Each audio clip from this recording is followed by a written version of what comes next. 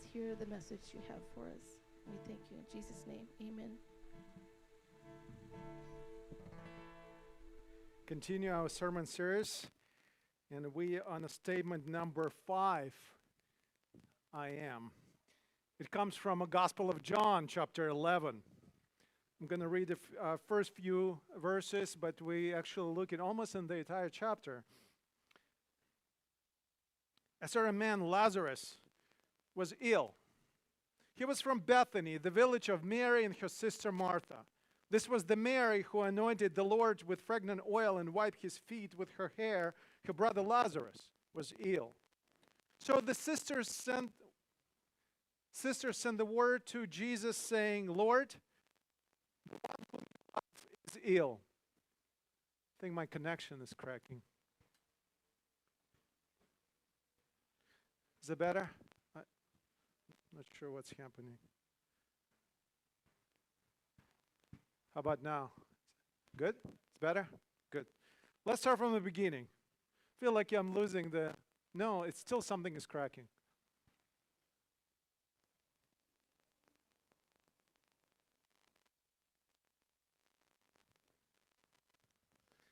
Check. Раз, два. I'm just going to grab a mic.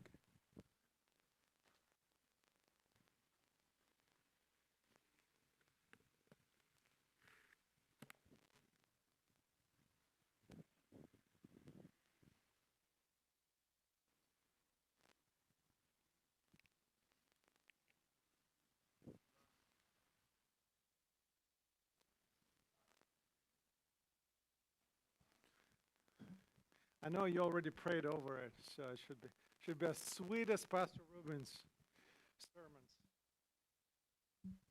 Yeah. All right. It's gonna be probably half of the sermon because I'm gonna be only using my one hand, right, Jeff? You speak with 2 hands. It goes. There's some cultures that you don't speak. I mean, you have to use hands. You can speak. So this is going to be a little subdued. That's okay. A certain man, Lazarus, was ill. He was from Bethany, the village of Mary and her sister Martha. This was the Mary who anointed the Lord with fragrant oil and wiped his feet with her hair. Her brother Lazarus was ill. So the sisters sent word to Jesus saying, Lord, the one whom you love is ill. When he heard this, Jesus said, this illness isn't fatal. It's for the glory of God, so that God's Son can be glorified through it. Jesus loved Martha, her sister, and Lazarus. When he heard that Lazarus was ill, he stayed there where he was. After 2 days, he said to his disciples, let's return to Judea again. The disciples replied, Rabbi, the Jewish opposition wants to stone you, but you want to go back? Jesus answered, aren't there 12 hours in a day? Whoever walks in a day does not stumble because they see the light of the world, but whoever walks in the night does stumble because the light isn't in them. He continued, our friend Lazarus is sleeping, but I'm going in order to wake him up. The disciples said, Lord, if he's sleeping, he'll get well. They thought Jesus meant that Lazarus was in a deep sleep, but Jesus was spoken about Lazarus' death. Jesus told them plainly, Lazarus has died. For your sakes, I'm glad I wasn't there so that you can believe. Let's go to him. This is the gospel of our Lord Jesus Christ, and let's be grateful for it. You know, I look at my notes this week. Today is a kind of anniversary. Can you guess what kind of anniversary is today? Going once, going twice. The last time we were together on March 7 in person. It's been a year. Just saying that gives me goosebumps. 12 months later, 500,000 plus deaths. Even in our small community, we had deaths, not necessarily maybe connected to COVID, but nevertheless not as devastating. And to say goodbye to Lisa and Dawn and Art. Some of us had to say goodbye to beloved parents, mothers, fathers. I was thinking, as hard as it was to say goodbye to them, to me personally, the hardest thing was find out about that. The phone call that comes in the middle of the night, or the messages through the day that everything seems to stop. We experience deaths, and it makes it even harder that the people, in particular with COVID and the way it kind of came unexpectedly, and the way this was taking lives, and that we are not prepared. I don't think you can ever prepare for death, but this particular time was particularly dramatic and traumatic for us. It just seems like a few days before we were talking and making plans and sharing things, and all of a sudden we receive a text message or a phone call, said that person is no longer. How can we make a sense out of this? That life just slips away. And if COVID taught us anything, I think it demonstrated one more time. And the simple fact that we kind of know, but we tend to forget how vulnerable we are as human beings. How vulnerable not only we are physically, but how vulnerable our relationships, connections, our bodies, our lifestyles, our careers, our finances, our economy, how vulnerable our healthcare, how vulnerable our politics, yes, and the politics as well. And we can keep going. I don't think there's an aspect of life that this thing did not point it out, that there's something in us, there's something about us that's still very fragile.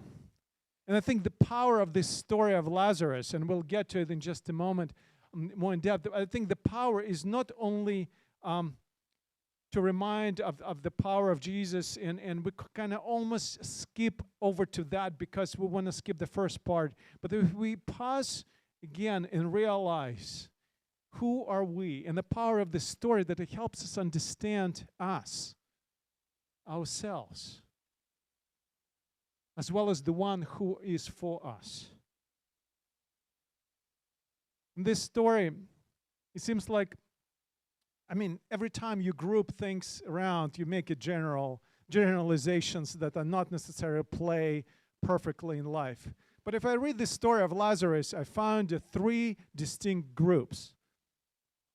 The first one is also kind of in the category of his own. It's poor Lazarus.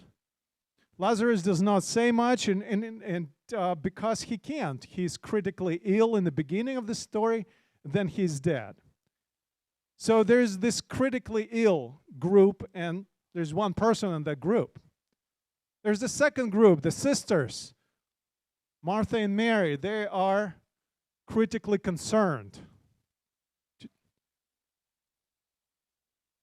They come to Jesus with the very important questions, or with the statements that are really questions. And there's the third group of the critically critical. And the disciples include in that because everything they observe, they're having an issue with Jesus acting or doing certain things. So the story of Lazarus brings out and helps us to see, and of course, to help us to see how Jesus is going to address each of those groups. And if you really think about our lives, in our relationship to God, we can divide everything into these three categories. If you think about the way people relate to God or not relate to God, is those who are in a critical condition, those who are in critically concerned, and those who are critically critical. So I want to start with the critically concerned group. I know Lazarus seems to be first, and it needs to be discussed first, but I want to leave Lazarus for last. Because there's something about him that so much needs to be said, even though his silence becomes so telling. I read the beginning of the story, but I want to finish it real quick in the bullet points. We don't have time to read the entire chapter, just to refresh our memory a little bit. So what is happening? So we don't know where Jesus is at. He's definitely away from Judea. He's away from Jerusalem. And he hears the news that from Bethany. Bethany is only 2 miles away from Jerusalem.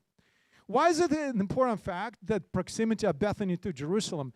Because Jesus has a lot of enemies in Jerusalem. Jesus challenged the authority, and they now seek every opportunity to get him, and not just to get him to kind of reprimand. They're really serious about eliminating him.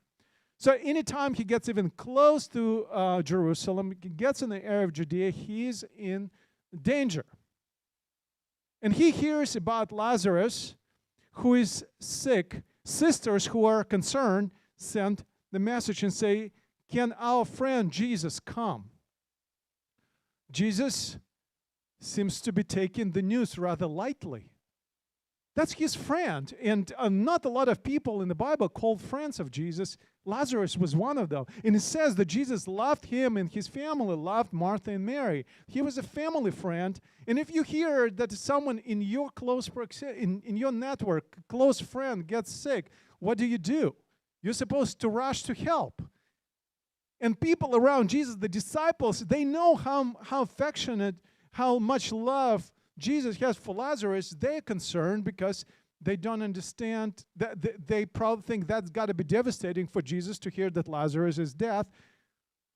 But Jesus acts kind of strangely, and he is not particularly concerned about it. And instead of rushing to Bethany, he doesn't do anything for 2 days. Bible uses the Greek language. John uses the strange word meno. He just stayed. He dwelt. And it's not an accident, because that word dwelt mentioned a few times when Jesus would stay with his Father. He dwelt with his Father. He would be with his Father. So theologians believe that it wasn't just Jesus was like kind of looking around, running shorts and doing things. Those were not easy days to stay and to wait. In the story of, in other Gospels, we find the story of Jesus when he finds out that this is the time to go and face his final days.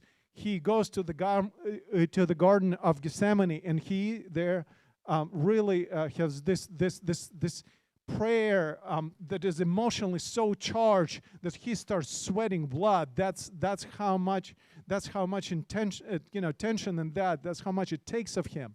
But in the Gospel of John, there's no that story. Theologians believe that John replaces the story of Gethsemane with this concern that is not about the sort of the theoretical death, but Jesus and his understanding and his mission is particularly related to what he's going to do on the cross. Jesus realizes that this message about the last day of Lazarus and Lazarus' death is the beginning of his final stage of his mission. So he delays, and then all of a sudden he says, "Let's go back to Jerusalem." And disciples say, "Are you out of your mind? Look, if Lazarus is sick, or if he's going to die, you going there is not going to save him. There's nothing you can do if he's already died. It might be too late. And we don't know if Lazarus is going to live or not. Maybe he's going to make it. But one thing for sure, one person who is going to be dead is going to be you. Because they're just waiting for you to get closer to Jerusalem so they can pounce on you and they can arrest you." And then comes Jesus, decides to continue to go, and he gets to Bethany, and the sisters come and visit. Our critically concerned sisters, and of course, first comes Martha. Verses 21 through 27. "Lord, if you had been here, my brother would not have died. Even now I know that whatever you ask God, God will give you." Jesus told her, "Your brother will rise again." Martha replied, "I know that he will rise in the resurrection of the last day." Jesus said to her, I am the resurrection and the life. Whoever believes in me will live, even though they die. Everyone who lives and believes in me will never die. Do you believe this? She replied, Yes, Lord, I believe that you are the Christ, God's Son, the one who is coming into the world. Then the second sister comes, Mary, and her line of questioning is a little different. Verse 32. When Mary arrived where Jesus was and saw him, she fell at his feet and said, Lord, if you had been here, my brother would not have died. When Jesus saw her crying and Jews who had come with her crying also, he was deeply disturbed and troubled. He asked her, Where have you laid him? They replied, Lord, come and see. And the rest of the story is exciting, makes for the great finale. Rolled out that stone, Jesus says, Lazarus, come out of there. Different translation translated differently. Lazarus, come forward. And the last thing Jesus says, probably already laughing, he says, can someone please untie him? Because Lazarus comes, I have to be careful when I hop, but probably it was humorous to see, except the people who were there. If we look at the paintings, there, I think somebody said there's like 50 plus paintings throughout the history that were dedicated to the story of resurrection. I think somebody counted like 52 dedicated to resurrection of Lazarus. And in many of them, even the people, even the critically concerned sisters, they look at it, but they try to close because they can't believe what they see. It's just too much. This is a critical moment in the life and ministry of Jesus. And the story and where it's placed, it's not by accident that this miracle of resurrection of Lazarus comes as the last of so-called 7 miracles in the Gospel of John. The last one, the number 7, is supposed to be the most powerful one. It also ends the period in Jesus' ministry that was dedicated to public ministry. From then on, after this moment, Jesus is not going to be interacting with the large public groups. He will be talking almost privately to his friends and foes. But even at a glance, we realize that Lazarus should be the main character of the story, but he doesn't say a word. But his sisters come and ask the same question. Did you notice? It doesn't look like a question, but this is what they say. Lord, if you were there,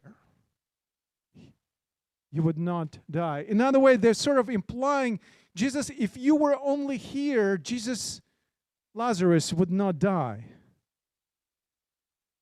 Where have you been, Jesus? You said you love us. Do you really?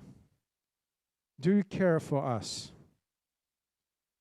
Where there's statements, really questions, or maybe accusations of a sort of a little passive-aggressive type, as if they were saying, we love you, Jesus, but you didn't live up to the promise or expectations. You're special. We know you're Messiah, but on this level, I mean, it's hard to hide our disappointment. Where have you been, Jesus? Where are you now? It's kind of odd to ask those questions or imply those questions among people who seem to believe in Jesus and who love Jesus. It's hard to hear those questions in the churches where we're supposed to give the easy answer. But through the times like this, and after a year like this, after 500,000 plus deaths, and I don't know anyone whose life has not been affected by COVID, after so many people were just devastating, not only deaths, not only physical deaths, but businesses destroyed, jobs lost, celebrations ruined, dreams shattered on every level. And some of the most profound ones, then we couldn't even attend the memorial services of people who were dear to us.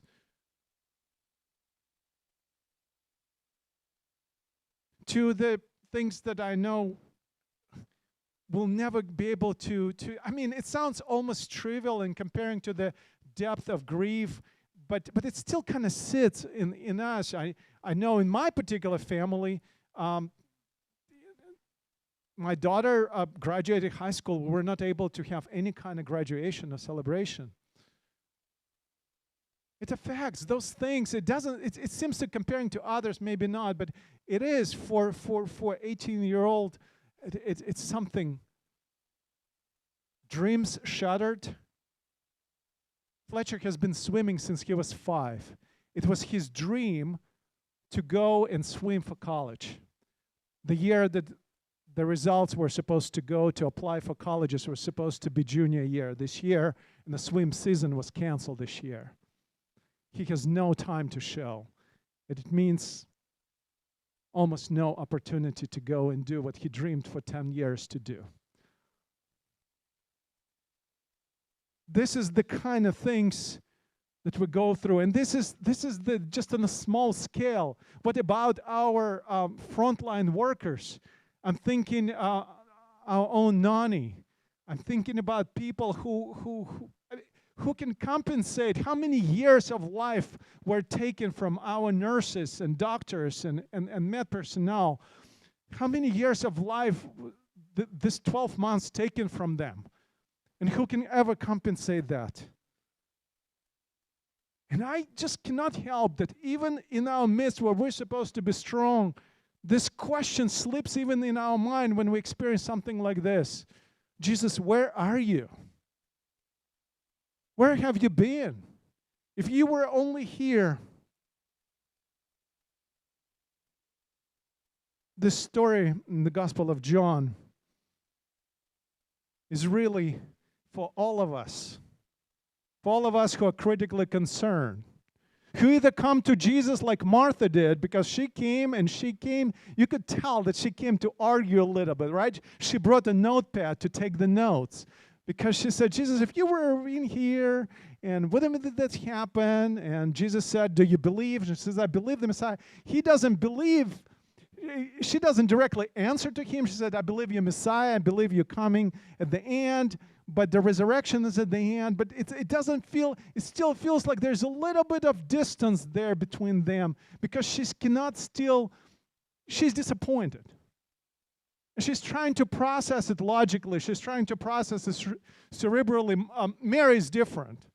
Mary does not come with a notepad. She comes with a handkerchief, because she's just crying. She's just bawling. She's so overwhelmed with emotion. But the question is the same. Where have you been? And either we try to process it logically, rationally, or we try to go over through our emotions. We are critically concerned. So this is that group. And there's the critically critical. So let's go, friends. It's time to head out to Bethany. And the disciples say, whoa, whoa, whoa, whoa, whoa. What are you doing? Do you understand that we have a lot put on you? You're our hope. You are the future of this country. You're the future of this nation. You're the promise. We've been around you. We sacrificed a lot of time. You know, we put our lives for danger for you for now 3.5 years. You're not doing it, because you're just going to jeopardize what? You're going to go there, you're going to get arrested, you're going to get killed, and that's it. And because of one person, and we don't know if Lazarus is already dead, let just that go. We need to focus on the bigger things. And the critically critical, I call them, they're not sure that Jesus should be there.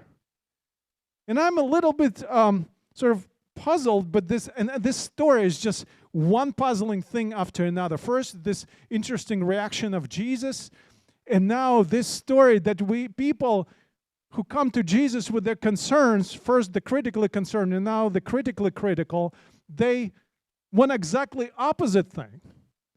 Because Martha and Mary ask Jesus, why haven't you come? They ask Jesus, where are you? But the critically critical, they don't want Jesus to be where he's not supposed to be. They ask the question, why are you, Jesus, going where you are not supposed to go? Except one, and that should be probably exception, is when you do categories of people or groups, there's always exception. An exception in this group, of course, Thomas, who says, oh well, let's just go die with him. Which not necessarily means Thomas understands quite, he just loves Jesus. But I don't want to leave the story of Thomas for another sermon for very different reasons. Because this is not the last they have in conversation between Jesus and Thomas. The critically concerned ask a question, where are you? We want you to be here. And the critically critical say, no, we don't want you to be here. You're not supposed to be here. But either one of those groups make a very interesting sort of inadvertent mistake, because they think they have a right to decide what Jesus should or should not do. And in the Gospel of John, it's a big mistake. Because the distinct characteristic of John always been that in the Gospel of John, Jesus makes all his decisions. Even the decision to die would be his decision, his choice, his step. That's why he says, we're going to go and we're going to do it. The critically concerned sisters, Martha and Mary, the critically critical disciples, and the people who are around. They question Jesus when he comes. He said, why is he coming? Isn't it too late? Or why didn't he come early? Did he really care? In all of this, just kind of grumbling. I want to circle back to the sort of the hero or the someone who's supposed to be the main character of the story. The story is known as the resurrection of Lazarus. I want to go back to our critically ill friend, poor Lazarus. What he has been through. Lazarus gets sick, and he hopes that his friends are going to come to his rescue.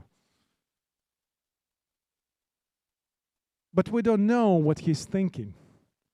Because of all the characters in this story, you would want to hear something from Lazarus.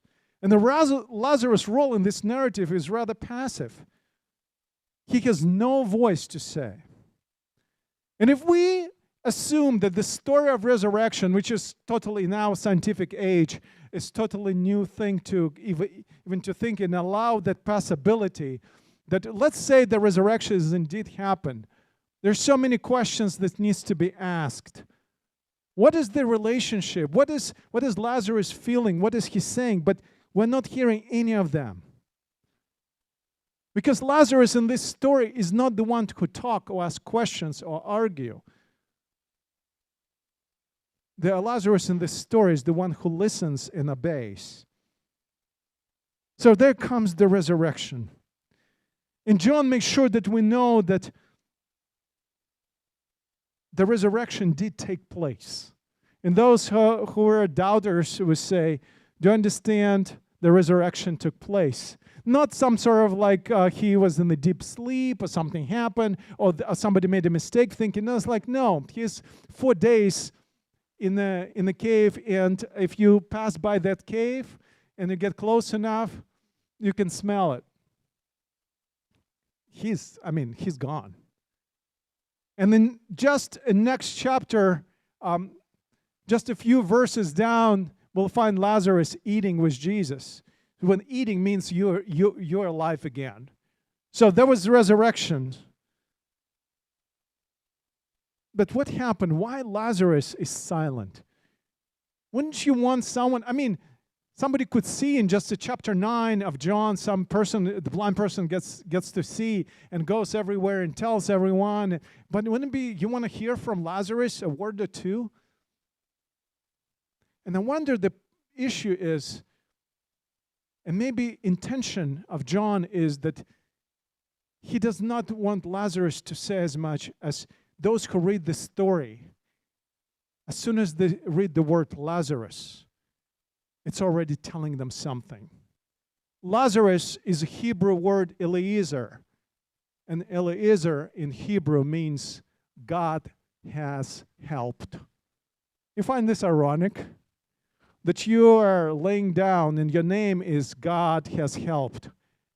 and you're asking the question, where is God?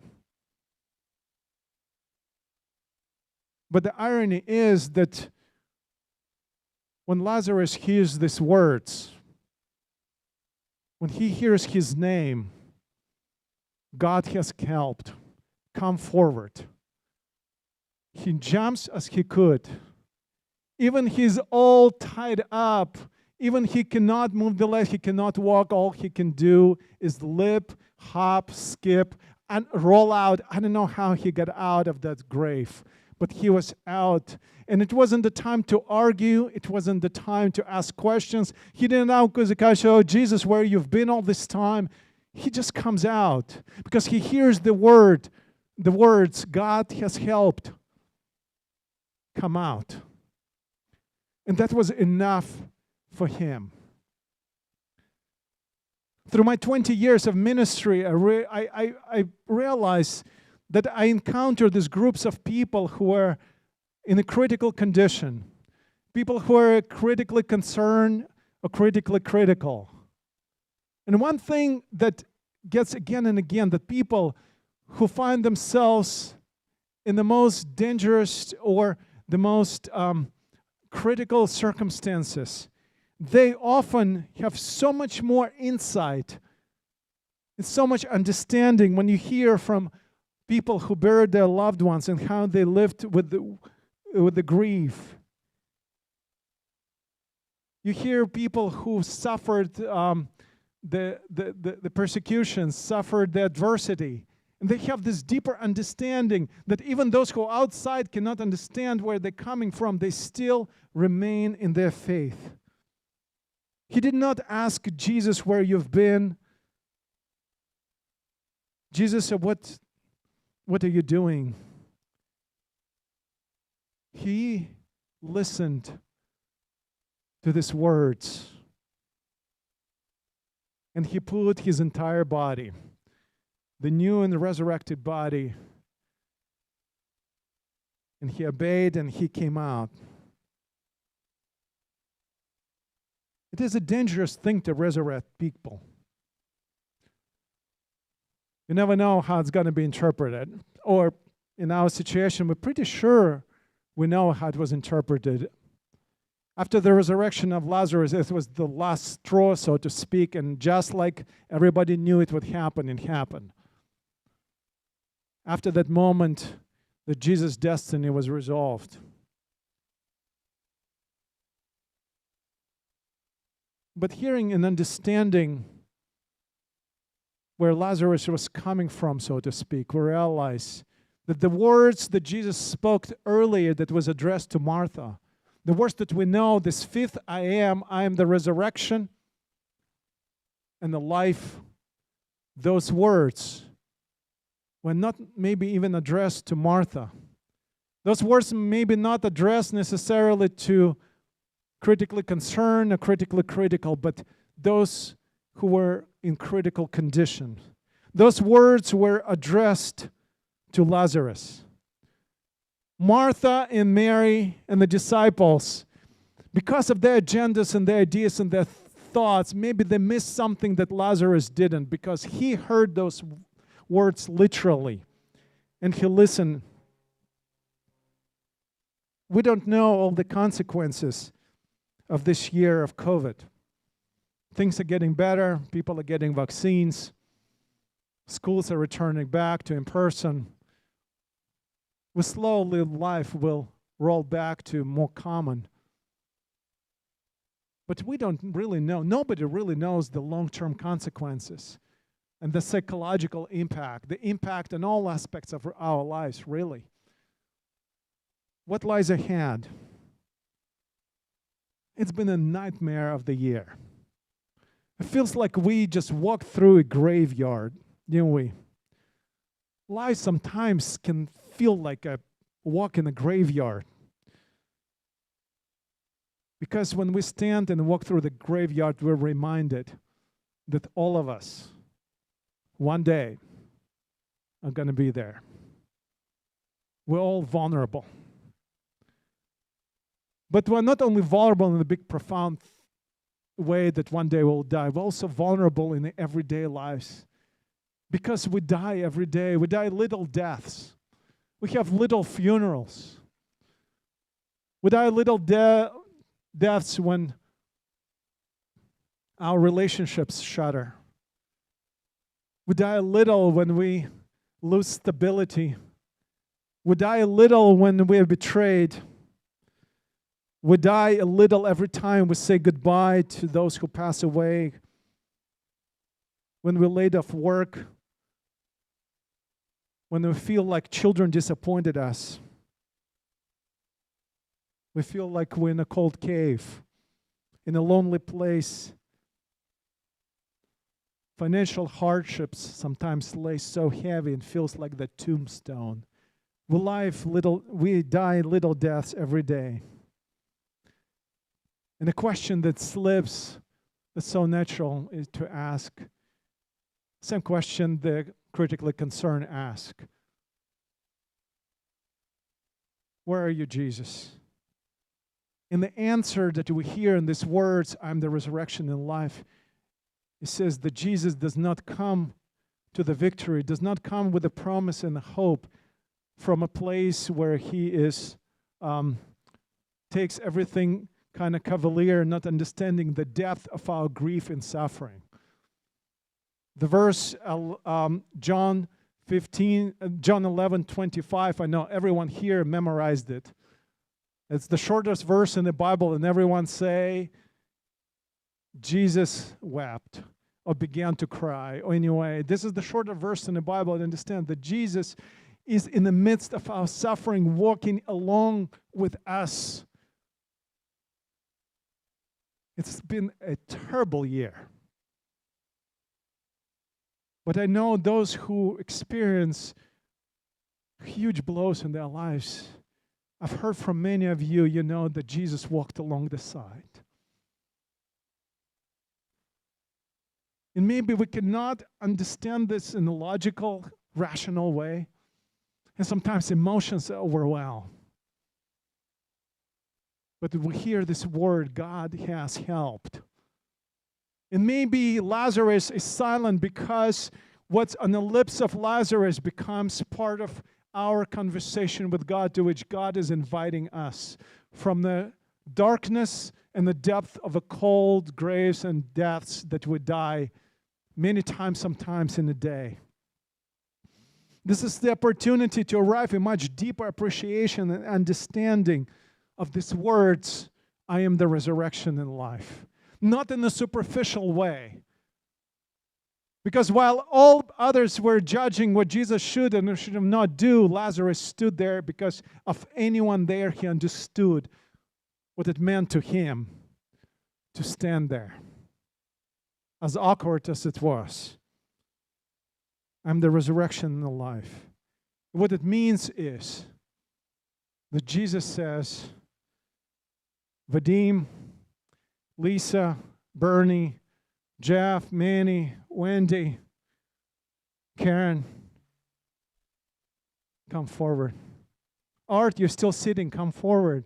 No, not literally. I know you would. Jesus invite. And all of a sudden, Lazarus is becoming the name that we share. God has helped. And it's not a big resurrection day. Easter is coming. It's not here yet, just a few weeks away. But it's a glimpse of a promise to those of us who are in a critical condition. But it's also the answer to those who are critically concerned or critically critical. That it's time to come forward in our faith. It has come forward for our church to make that step, to make this leap. And maybe it felt cold and empty for a while, but I think this is the time for us to step into this community.